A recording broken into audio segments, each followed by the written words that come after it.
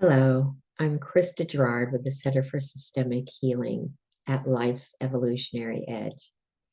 If you follow my work as Systemic Family Constellator and third generation astrologer, you may be aware that I have been speaking about this time that we are in. To that end, today I will be sharing two attributes, two new themes emerging from my constellation work in this last year, and also what I'm feeling and hearing and seeing from your ancestors and descendants.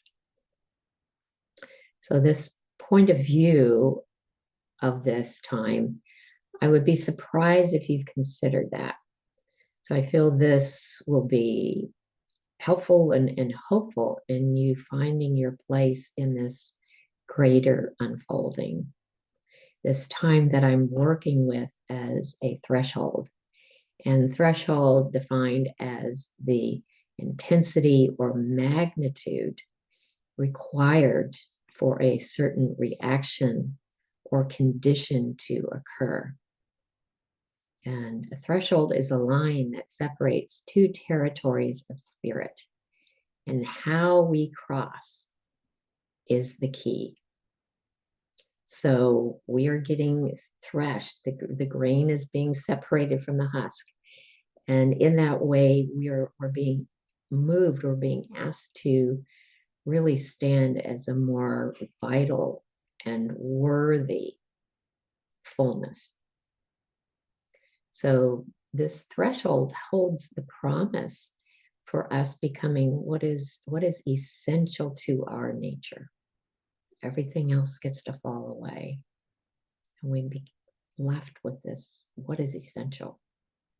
So why do we look at the times? Why is that even important? Well, we are part of many generations that precede us.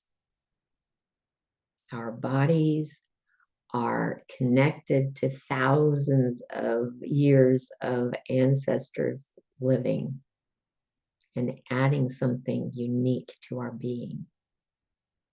All of their sacrifices and all of their achievements sits with us. We forget the achievement parts a lot of time, but that's everything that supports us.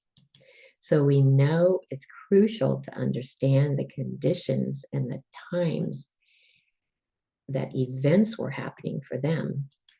And in that way, it's critical for us to understand the time that we are inhabiting.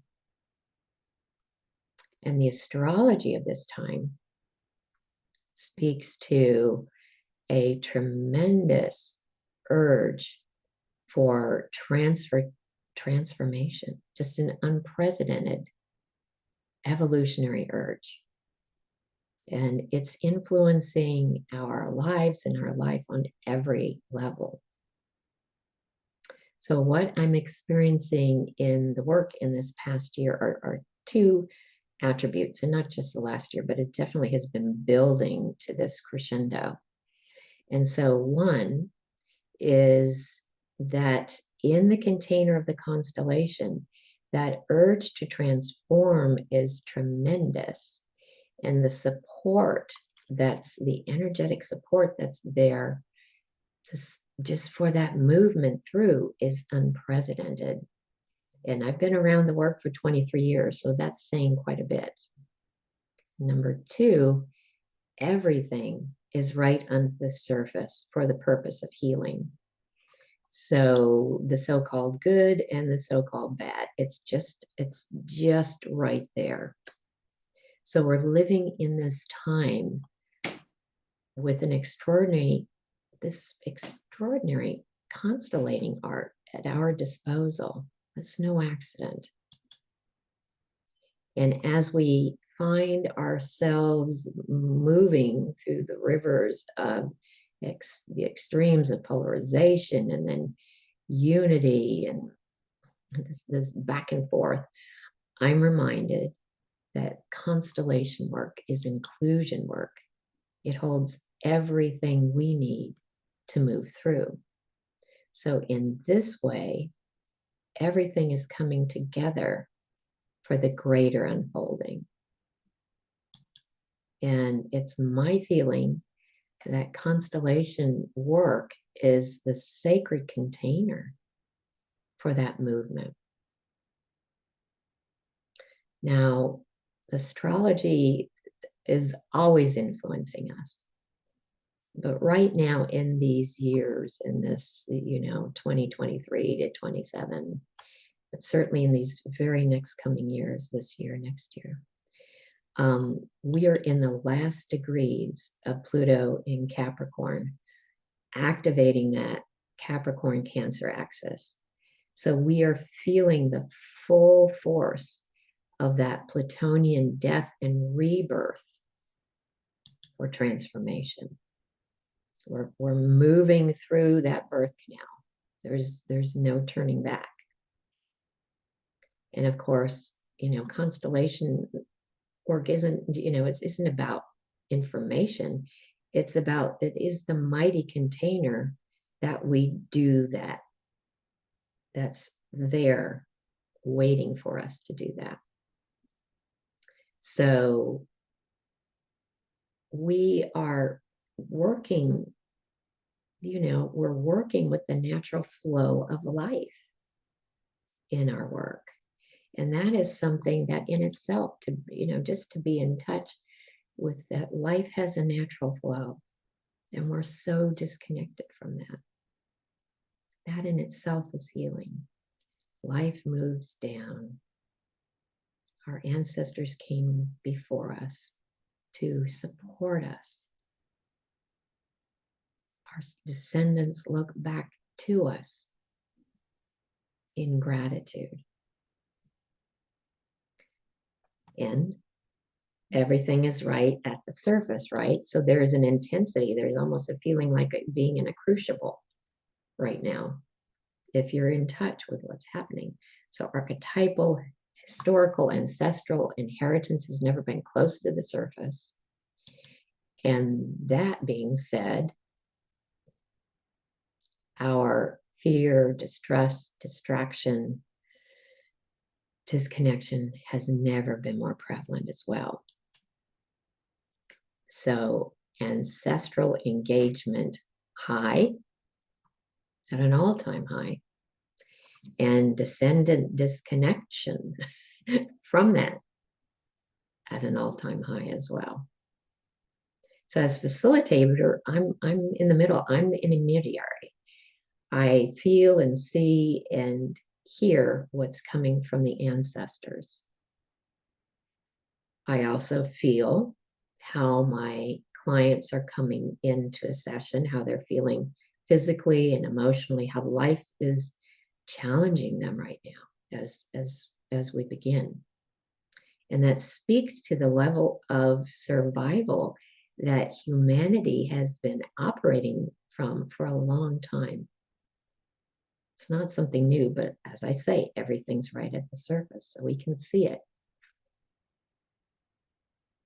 So things shift very quickly as we begin working. And what I'm seeing from the ancestors towards us, their descendants, is actually a distress that we are still trying to move through. We're slogging through, trying to carry all the burdens of the past. And that's not even ours to carry. It never was. Certainly isn't ours now. And this is really impossible to do any longer because we're talking about ages of time. We're now talking about ages of time that are seeking transformation. And their message over and over to me and to you is, we're not meant to go this time alone. Indigenous people know it is foolish to face life or the future without their ancestors standing behind them. At any time, it's folly to do that. Certainly now, we really want to get aligned with this missing link of support. So in some cases, this becomes clear very quickly when we're working, that, let's do this. Just imagine, as you wish your descendants, your children, your descendants, your loved ones, you wish them well and the ability to thrive. This is the perspective that the ancestors hold to us, their descendants. This is how they look to you as that life moves down. So they did the hard work to get us here, and sacrificed, really sacrificed beyond what we might even be able to comprehend. So their wish is for us to thrive, and that their efforts were not in vain, and their life was not in vain. So how do we move through in a way that's balanced? How do we get, how do we avoid getting caught in that grind culture that keeps pushing us in our lives and in our bodies to exhaustion? I have so many clients that are exhausted, and they don't really even know it. And the answer is that middle path. We're always the middle path. If we're living in a world of extremes, the middle path is always the way. And it is that middle path of inclusion that's the answer, and at the heart of the work that we do together. So we're connecting to the breath, to the body, to the earth, to the ancestors, grounded, centered, supported somatically through our session.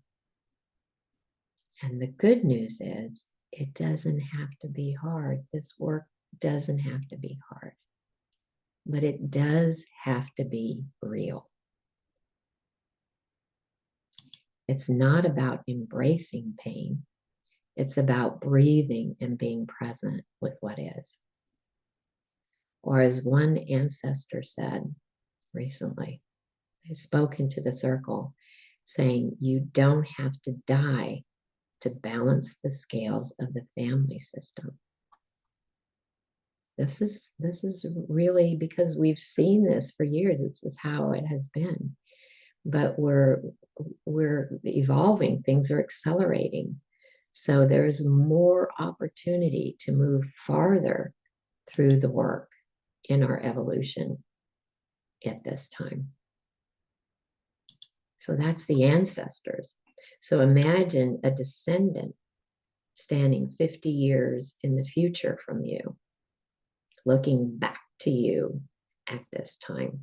What would they see? Well, from that perspective, they would see that we are the leading edge of consciousness in our family lineage, at the break, at the threshold of a new paradigm emerging. They would look back and see how extraordinarily challenging and potent our now is. They would see the structures, institutions that have been in place for thousands of years falling away as we struggle to adjust to the acceleration. They would see you doing the best you can, moving through this, through and out, through this victim perpetrator paradigm of extremes, which is the heart. That's the heart of our transformation. This is what we're moving through and out of, coming into a more unified state of being. They would see how hard it was for you, for us to stay connected and grounded and focused to what is essential at life. And they would look back into this time back behind us and see nothing like this in our ancestry. And what I've encountered many times is they would look back with great compassion and gratitude for us doing the profound and arduous work sometimes of making that shift, leaving behind that which is no longer what it's about. We don't have to be in that polarized state. I'm not saying that we're not, we still are, but that's not the greater movement that we're making. So they would have much compassion and gratitude for us. They do. I have seen it. So this is where we are. This is what I'm seeing. This is where we are. So I invite you to step in this sacred, into this container, this sacred now, with the ancestors just waiting and aching to come back to their strength, to be the support that we are missing. And our descendants looking back, seeing us in a way that we can't see ourselves right now. We're in it. You know how you're in it, you can't see it. So we can't see what they can, but they have deep gratitude and compassion for us making the way for them. Remembering this work doesn't have to be hard, but it does have to be real. And this time is of the essence. I invite you into the sacred circle of the constellation as we move forward together. Thank you. Thank you for your time. Many blessings.